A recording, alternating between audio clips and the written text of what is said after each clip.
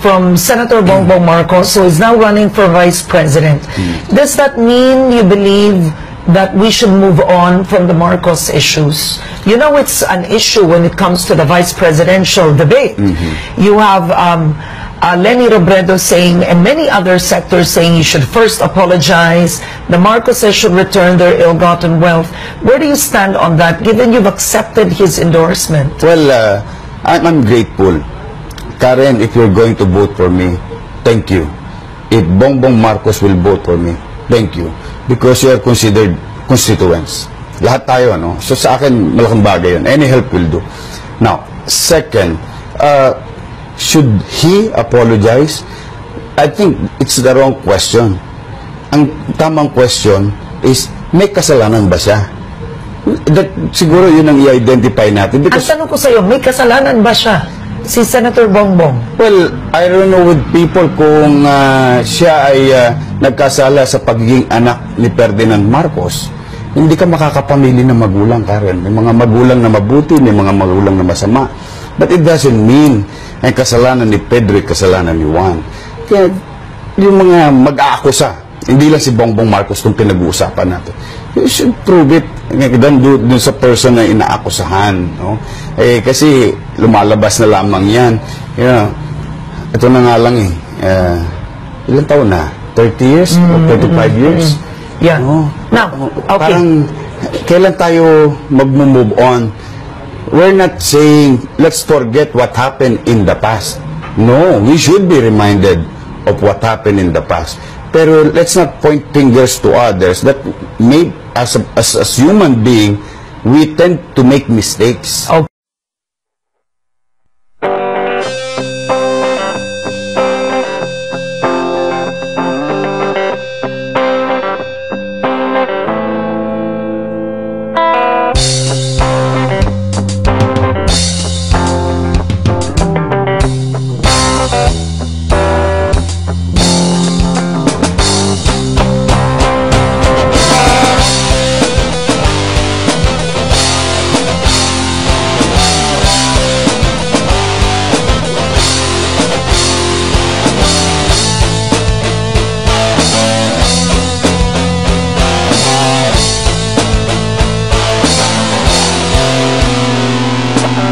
Atong adlawan ako'y naina-ina, guwapa makalike juga siya. Confirm your friend you niya. Bisag tanawon sa akong notification, unya nag-online ko, naga-online na siya. Werteng malasa, nagalagaw na siya. Sa Facebook, nalang di ka makita. Sa Facebook, nalang di ka machata. Sa Facebook, nalang di ka komentan. Kay ang status mo, it's complicated.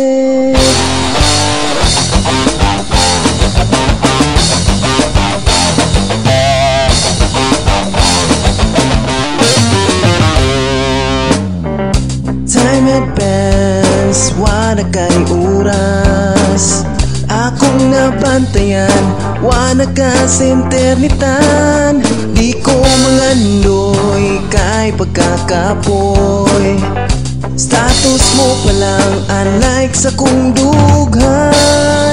Unya nag-online ko, naga-online na siya.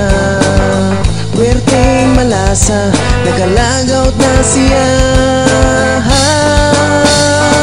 Sa Facebook, nalang di ka makita. Sa Facebook, nalang di ka machata. Sa Facebook, nalang di ka komentan. Kay ang status mo,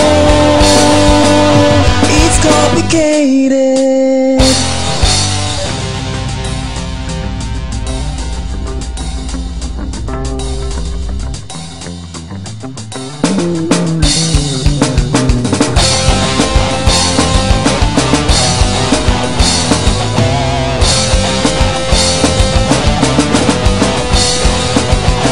Facebook na lang di ka makita. Sa Facebook na lang di ka machatan. Sa Facebook na lang di ka komentan. Kay ang status mo it's complicated. It's complicated.